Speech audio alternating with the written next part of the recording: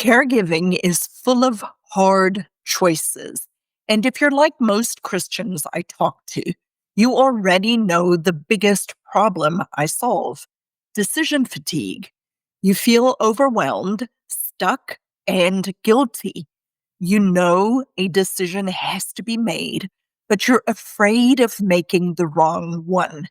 So, if you're like me, you end up doing nothing, and that only makes the weight you carry heavier. Hey, Christian Care Companion. Welcome back to Dementia Caregiver Support for Christians, the podcast where I help Bible-believing Christians cut through the overwhelm and decision fatigue of dementia care so you can preserve dignity, find order, and tell the truth in your caregiving journey. Because the truth is this: staying paralyzed is often more harmful than taking imperfect action. You don't have to stay stuck. That's why I created the Christian Dignicare Society. For about the cost of a dinner out, you'll get lifetime access to faith-centered support filled with other Christian caregivers just like you. You'll find a monthly Ask Me Anything time. There is going to be time for us to pray together. You'll find curated content and a private space to ask me questions in between. Now, this is surrounded by like-minded Christian caregivers just like you. And if you join before the end of this year, I'll personally show you the platform in a 15-minute welcome call. You'll find the link in the show notes or sign up at our website at thinkdifferentdementia.com. And if you'd like to start smaller, come to our next free Ask the Dementia Coach on Saturday, September the 20th at noon Eastern. We'll take your real decisions and walk them through a structured process so you leave with clarity and peace. Register at thinkdifferentdementia.com/ask. Now, today, I want to show you how to stop spinning your wheels and start making faithful decisions. We'll take one of the hardest questions caregivers face: is it time for memory care? And walk it through how to make wise decisions as a Christian dementia caregiver, step by step. So, when you are exhausted, just like I kind of feel right now, I've been sick over the weekend. I don't know if you can hear this, but I sound a little bit snooty to me. But when you're exhausted or sick or tired, everything feels urgent and everything feels overwhelming. Maybe you're in a situation where the person you are caring for is wandering at night, you're not sleeping well, or your marriage is strained because of caregiving. And many people keep asking you or telling you, or even the healthcare system telling you, it's time to place them in a memory care. But you feel stuck. Today, I'm going to walk you through some questions that you can use to make wiser decisions like this with clarity, peace, and without guilt. So, the scenario that we're going to look at today is it time to place mom in a memory care? We're going to use one decision and run it through all 5 of these questions. And the 5 questions are the following. Number 1, is it possible? Number 2, does it please God? Number 3, is it legal and ethical? Number 4, how will this impact my family and myself? And number 5, make the decision and move forward. So those are the 5 questions that we're going to take this specific scenario of, is it time to place mom in a memory care? And we're going to run it through all of these questions. So the first question is it possible? So the reality is all of us are gifted by the Lord with different resources. We're not all the same. We don't all have the same amount of money, the same physical strength, the same emotional bandwidth to make a specific decision. So the reality check on is this possible is, do we have the resources? Do we have the financial resources, or have we put structure in place to make this even a possibility? Are there facilities in location that I live? Are there rooms available? Do we even want to place our person that we love in a memory care? Or can we do this with home care instead? Scripture tells us in Luke 14, verses 28 through 29, and I use the ESV, for which of you, desiring to build a tower, does not first sit down and count the cost, whether he has enough to complete it? Ecclesiastes 7, verse 12 says, for the protection of wisdom is like the protection of money, and the advantage of knowledge is that wisdom preserves the life of the one who has it. So scripture supports the fact that we have to count the cost. We have to count the physical, the emotional, the financial cost of making a move to memory care. And there is an emotional cost of moving somebody you love to a memory care facility. It's not often spoken of, but that's another conversation for another day. Now, what I want you to consider as you're looking at this particular question, is it time to place mom in a memory care, is that stewardship is a requirement in this journey that we are on. God calls us to steward this journey wisely, and he calls us to measure it wisely. We have to count the cost and not live in a place of, I want to do it, but I'm setting myself up for failure. So the first question that we have to look at is it possible? Financially, emotionally, physically. Then the second question that we're going to run this same scenario through is, does it please God? Now, the reality is, when we are making decisions with and for a person who is living with dementia, we have to come at it from the position and the place that the Lord places you in at any time and season in your life. So we have to ask, does this decision honor my parent while also honoring my spouse if you are married, and my children if you have children in the house? Are you motivated by pleasing God, by love of God, not by feeling guilt or fear of judgment of man? Colossians 3, verse 17 says, and whatever you do in word and deed, do everything in the name of the Lord Jesus, giving thanks to God the Father through him. So if you are a married woman whose mother is living with you, or whose mother is living alone, and you are considering memory care, the way that you have to frame this for yourself, and I'm just speaking to the adult daughters right now, is God has actually placed you in a position where you are to honor your parents, and it comes secondary to your marriage.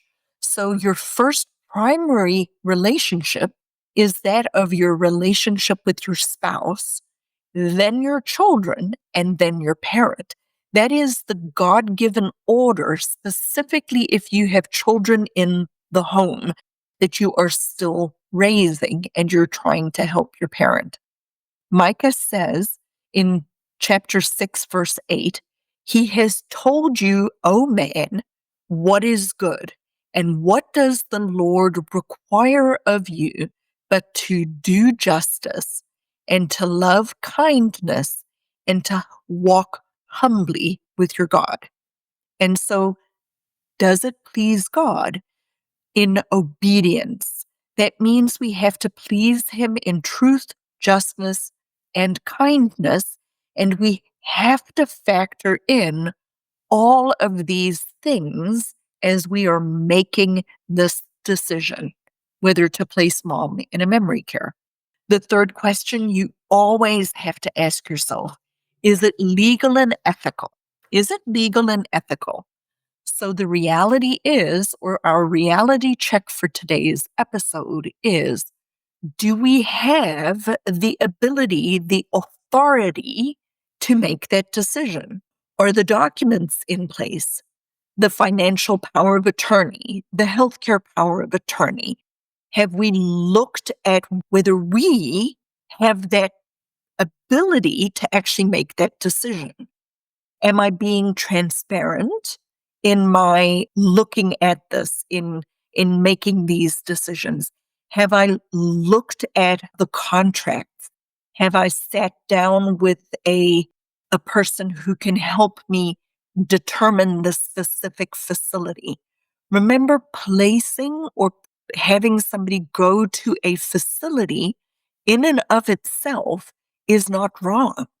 It is not wrong in the right circumstances to help place a parent in a facility if you have considered and counted the cost.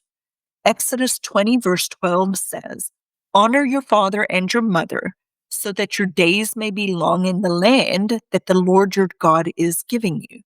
So making an ethical and legal decision to place somebody in a facility has specific things that you have to consider.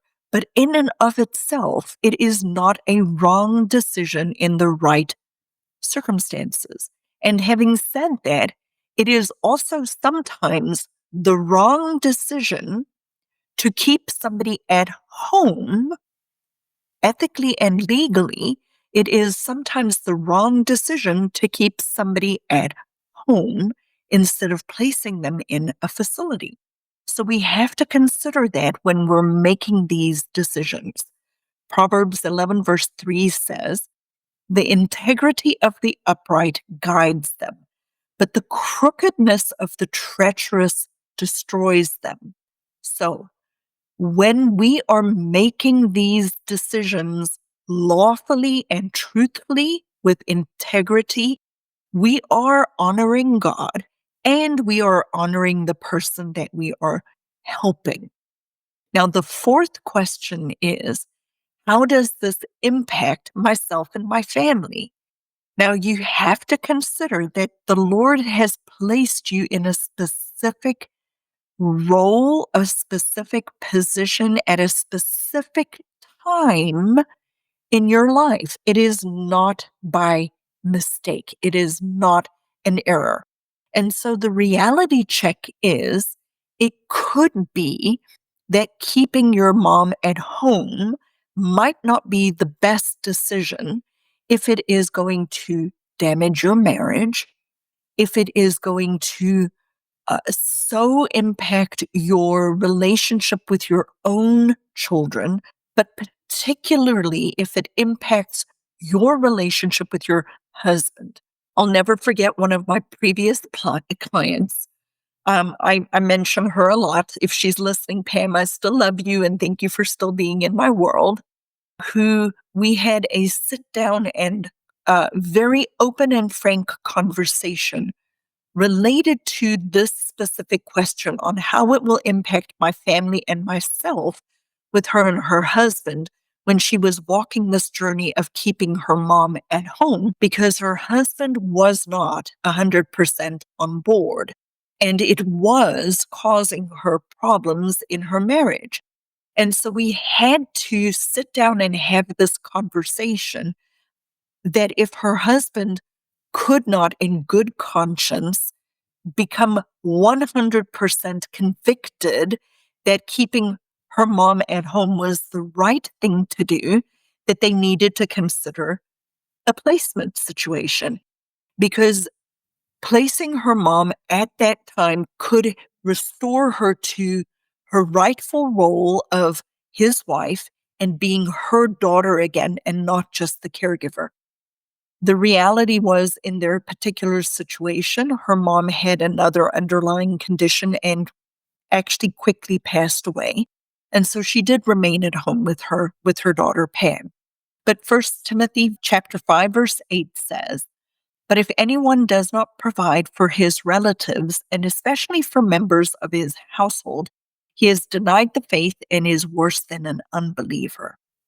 But that does not imply that you do not count the costs, right? What that does say and what it does mean is we have a responsibility for taking care of mom, but that doesn't require that taking care of mom be in your own home or in her own home. Facility-based care can be the right decision for the right person. Philippians 2 verse 4 says, "Let each of you look not to his own interests, but also to the interests of others." And so sometimes when we are the daughter who is the caregiver, we are trying to honor specifically as a Christian, we are trying to honor our parent. And sometimes well meaning people in church can tell you that that means that they should stay at home. That does not necessarily mean that they should stay at home. And so I want you to consider that we have to make these decisions not from a one-sided perspective, but from a looking at the whole ecosystem, the whole big picture from God's perspective. And God is not a God of confusion. God is a God of order. And you know that, and I know that. His design is clear. He says in Mark 10, verse 9, "Whatever God has joined together, let no man separate." So if your caregiving role as a woman, as a daughter, as a son is coming in between you and your marriage, your primary role is to protect your marriage, then your children, and then your parent. I'll never forget this. It was somebody who was working with me, and never actually started to work with me, whose very first thing that they told me was, "My wife and my mother do not get along," and made a very unwise decision to move their mom in with them. And it was not super long afterwards when I heard that they had actually, in essence, had to place their mom in a memory care, and it almost sidelined their marriage and their finances. So making these decisions unwisely is costly, not just costly in relationships, but costly in finances, costly in relationships. And you have to factor in how it is going to influence you and your family, because God is a God of order, and his order includes your marriage if you are a married caregiver, taking care specifically of a parent. And then lastly, make a decision and move forward. So what I'd love you to consider doing is, once you have taken in all of the information, prayed about it, spoken to your spouse, checked these questions that we've just talked about, how to make a decision. Is it possible? Does it please God? Is it legal and ethical? And how does it impact myself and my family? And then you make a decision. You make a decision and you act. You don't stay stuck.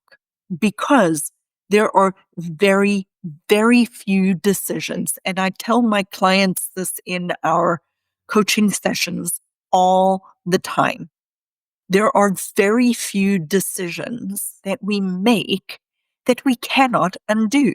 We can undo a decision to keep somebody at home, and we can undo a decision to send somebody to a memory care.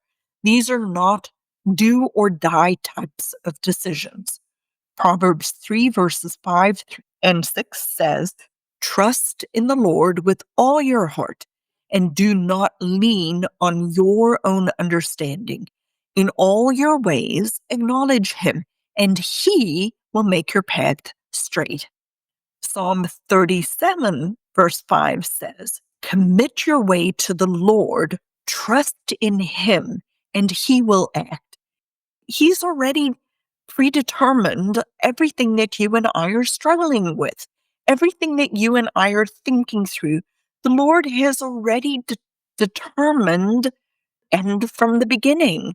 So God will direct your step.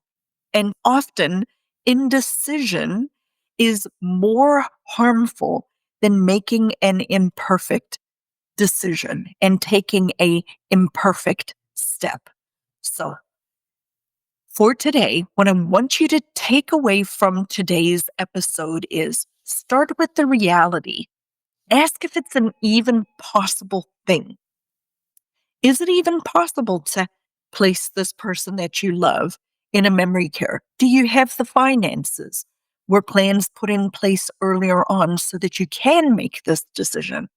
Then please God, your motives, your underlying inside motives are way more important than the appearances of the decision that you're making.